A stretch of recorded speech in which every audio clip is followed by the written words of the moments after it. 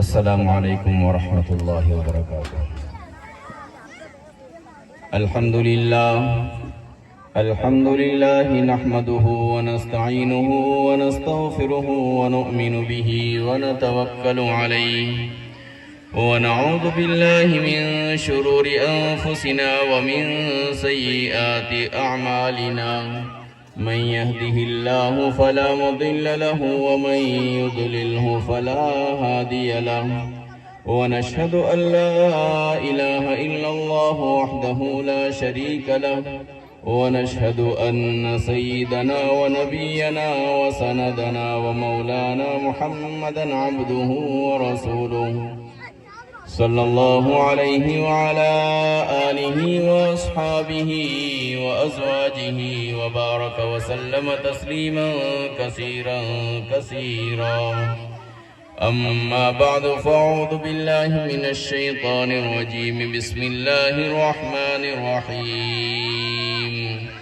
قل هل يستوي الذين يعلمون والذين لا يعلمون صدق اللہ العظیم۔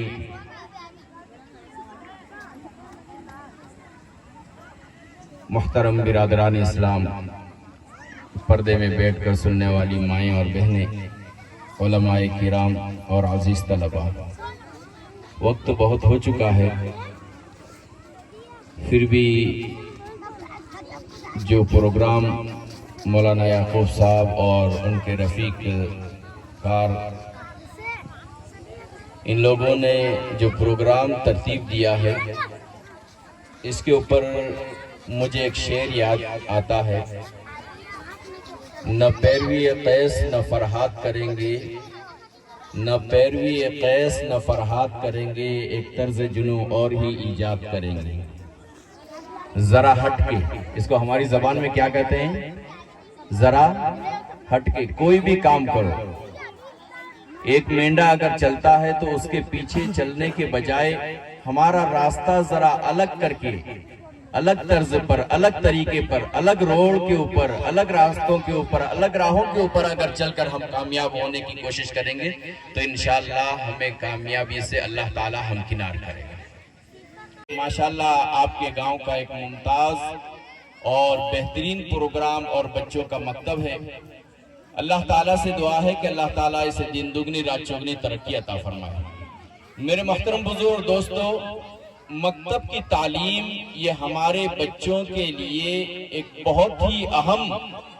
اور ہمارے دین اور ہمارے ایمان کے لیے ریڑھ کی ہڈی کی حیثیت رکھتی ہے۔ جس طرح انسانی بدن ریڑھ کی ہڈی کے بغیر کھڑا نہیں ہو سکتا، اسی طرح ہمارے بچوں کی تعلیم مکتب کے بغیر کھڑی نہیں ہو سکتی۔ ہمارا دین مکتب کے بغیر کھڑا نہیں ہو سکتا، ہمارے بچوں کا ایمان مکتب کے بغیر کھڑا نہیں ہو سکتا۔ کیوں؟ اس لیے کہ اگر ہم نے اپنے بچوں کو بنیادی تعلیم ان کے بچپن میں نہیں دی تو آگے چل کر یہ بچے بھی اسی طرح، جس طرح آج ان بچوں کا حال ہے جن کو دینی تعلیم میسر نہیں ہوئی، جو دینی تعلیم سے بالکل ناآشنا تھے، ان لوگوں نے اپنی راہیں الگ کر لی، اور یہاں پر چند بچوں نے جو ایک طالبہ نے جو تقریر پیش کی تھی کہ ہمارے کسی پروگرام میں بھی ایک چیز آئی تھی، ایک ڈرامے کے اندر وہ چیز جو طالبہ نے جو پیغام دیا کہ ہماری بچیاں دوسرے لوگوں کے پاس اور دوسرے لوگوں کے ساتھ جا کر ہمارے دین سے ہی نہیں بلکہ اپنے ایمان سے بھی ہاتھ دھو بیٹھتی ہیں۔ وہ وقت اس وقت آئے گا جب ہم اپنے بچوں کو مکتب کی تعلیم سے بہراور نہیں کریں گے۔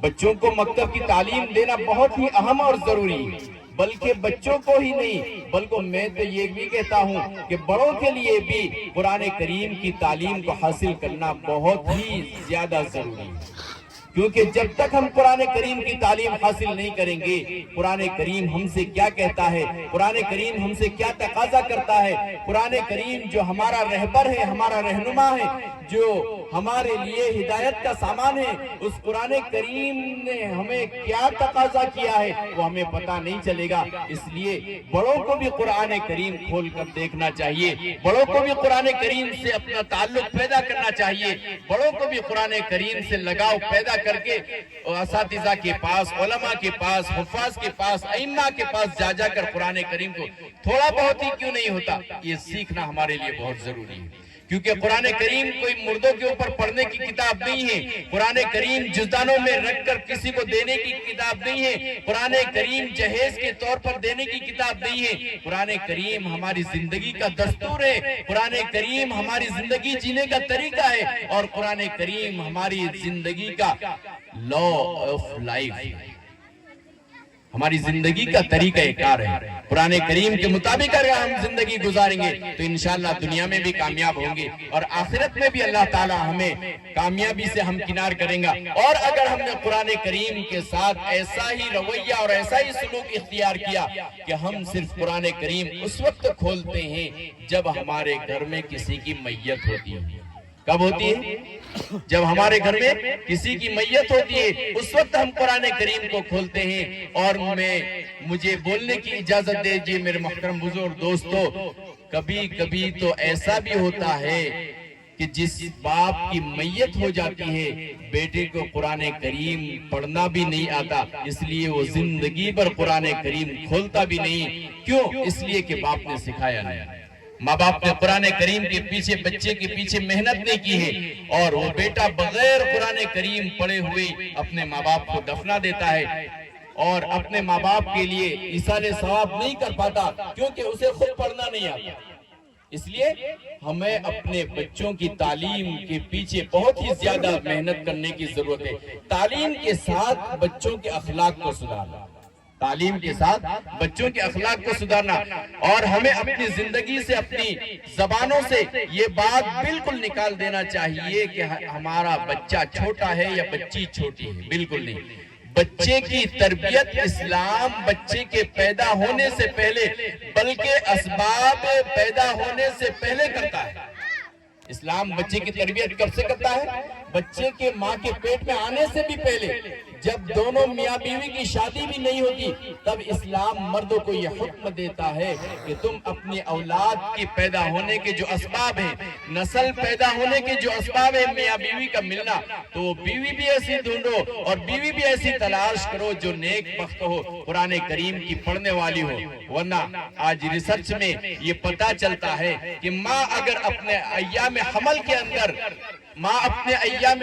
اندر جس طرح کی کارگزاری کرتی ہے، جس طرح کے کام کرتی ہے، بچے کے جن پہ اوپر وہی اثرات آتے ہیں۔ ماں اگر موبائل میں مشغول رہتی ہے تو بچہ بھی اپنی زندگی میں آنے کے بعد اسی طرح کے کام کرتا ہے، اور ماں اگر اپنے ایام حمل کے اندر قرآن کریم کی تلاوت کرتی ہے اور اللہ کے ذکر کے مطابق اپنی زندگی گزارتی ہے، تو انشاءاللہ بچہ بھی اپنے پیدا ہونے کے بعد قرآن کریم کے ساتھ لگاؤ پیدا کرتا ہے۔ تو میرے محترم بزرگ دوستو، قرآن کریم سے لگاؤ کو پیدا کرنا یہ ہمارے لیے بہت ہی ضروری ہے۔ ماشاءاللہ اتنے سارے لوگ آپ اتنے دیر سے بچوں کے پروگرام کو سن رہے ہیں، ہمیں بہت خوشی ہوئی۔ اگرچہ کہ یہ پروگرام ذرا لمبا تھا، بڑا تھا، مگر پھر بھی آپ کا یہاں بیٹھنا، قرآن کریم کو سننا، بچوں کے پروگرام کو سننا اور ان کی ہمت افزائی کرنا، یہ ہمارے لیے بہت ضروری ہے، بلکہ یہ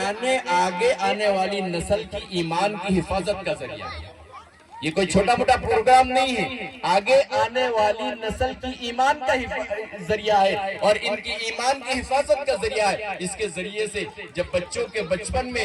ان کے دل و دماغ میں اللہ اور اس کے رسول کی تعلیمات کو ہم بسا دیں گے تو انشاءاللہ یہ پوری زندگی اس پر عمل کر کے اپنی زندگی کو کامیاب کر سکتے ہیں۔ اور اگر بچپن میں ہم نے بچوں کو مکتب کی تعلیم سے بے بہرا رکھا اور ہم نے صرف ایک ہی تعلیم، اسکول کی تعلیم کے اوپر قناعت کر لی اور ایک ہی اسکول کی تعلیم کے اوپر اکتفا کر لیا، تو آگے چل کر ان بچوں کے ایمان کی کوئی بھی گارنٹی نہیں دے سکتا۔ اس لیے یہ چھوٹا موٹا پروگرام نہیں ہے، یہ بہت ہی اہم اور ضروری ہے۔ میرے محترم بزرگ دوستو، ہمیں اپنے بچوں کو دونوں تعلیم کی طرف توجہ دلانے کی ضرورت ہے۔ ایک طرف جہاں ہمارا بچہ قرآن کریم کی تعلیم بھی حاصل کرنے والا ہو، دوسری طرف ہمارا بچہ اسکول کی تعلیم بھی حاصل کرنے والا ہو۔ اکثر یہ ہوتا ہے کہ قرآن کریم کو ناظرہ پڑھنے کے بعد بچہ چھوڑ دیتا ہے، یا ہمارے بچے بہت ہو تو 10 تک آگے جاتے ہیں اور اس کے بعد ڈراپ آؤٹ ہوتے ہیں۔ یہ سلسلے کو ہمیں بند کرنا پڑے گا اور ہمیں اپنے بچوں کو اس طرح تیار کرنا پڑے گا۔ میں آج ایک فخر کے ساتھ جس طرح انہوں نے یہ مفتی عبدالعزیز صاحب نے آپ کے سامنے کہا کہ انسان اس وقت خوشی محسوس کرتا ہے جب اس کا بیٹا اور اس کا پروردہ، اس کا پالا ہوا اس سے آگے بڑھ جاتا ہے، ورنہ انسان کسی کے آگے بڑھنے سے خوش نہیں ہوتا، اور خاص کر مسلمان تو کسی کے آگے بڑھنے سے خوش ہوتے ہی نہیں۔ مسلمان تو دوسرے آگے بڑھنے والے کی ٹانگ کھینچنے میں لگے رہتے ہیں، مگر انسان جب اس کا بیٹا یا اس کا پروردہ، اس کا شاگرد جب آگے بڑھتا ہے اور اس سے آگے بڑھ جاتا ہے تو اس وقت اسے اصلی خوشی محسوس ہوتی ہے۔ آج آپ کے سامنے میں نے جو ایک شعر پڑھا، نہ پیروی قیس نہ فرحات کریں گے، ایک طرز جنوی اور ہی ایجاد کریں گے، تو آپ کے سامنے مولانا یعقوب صاحب نے جو ماشاءاللہ ہمارے پاس اس وقت آئے تھے جب وہ اتنے چھوٹے تھے، بہت چھوٹے تھے، ابھی شاید ان کی ہائٹ بھی اتنی بڑی ہوئی ہے، داڑھی بھی آئی ہوئی، مگر اس وقت اتنے چھوٹے تھے، اس وقت آئے تھے۔ ہم نے نہیں سوچا تھا کہ یہ بچہ آگے چل کر ہم سے زیادہ اردو کے اندر اپنے بچوں کو تیار کرے گا، ہم سے زیادہ ادب کے اندر وہ آگے بڑھے گا، اور ہم سے زیادہ اچھا وہ اب کام کرے گا۔ الحمدللہ اللہ تعالیٰ کا لاکھ لاکھ شکر ہے کہ اللہ تعالیٰ نے ہماری محنتوں کو قبول کیا، اور اس کے ساتھ ساتھ یہ ہمارے طلبہ جامعہ کلکوا کا ایک طرز عمل ہے کہ وہ اپنے بچوں کو دینی تعلیم کے ساتھ ساتھ دنیاوی تعلیم میں بھی آراستہ کرتا ہے، دنیاوی تعلیم میں بھی آگے بڑھاتا ہے۔ وہ اس کا جیتا جاگتا نمونہ ہے ماشاءاللہ۔ یہ آپ کے گاؤں کے لیے ایک نعمت غیر مترقبہ ہے، ایک بہت بڑی نعمت ہے۔ آپ لوگ ان لوگوں کی قدر کرو، حفاظ کی، علماء کی، ہمارے گاؤں کے ہر حفاظ اور علماء کی قدر کرنی چاہیے، اور ان کے پیچھے اور ان بچوں کے پیچھے اپنے مال کو لگانا یہ ہماری سعادت مندی ہے۔ بچوں کے پیچھے اپنے مال کو لگانا یہ سعادت مندی ہے۔ جس طرح ہم اسکول کی تعلیم کے پیچھے اپنے بچوں کے لیے مال لگاتے ہیں، اسی طرح قرآن کی تعلیم کے پیچھے تو مال لگانا اس سے بھی زیادہ ضروری ہے۔ ہم قرآن کریم کی تعلیم کو سمجھیں اور اس کے اہمیت کو سمجھیں۔ اللہ تعالیٰ ہمیں کہنے سننے سے زیادہ عمل کرنے کی توفیق عطا فرمائے۔ آپ لوگوں نے اتنے وقت سے اتنے دیر تک یہ پروگرام کو سنا، ہم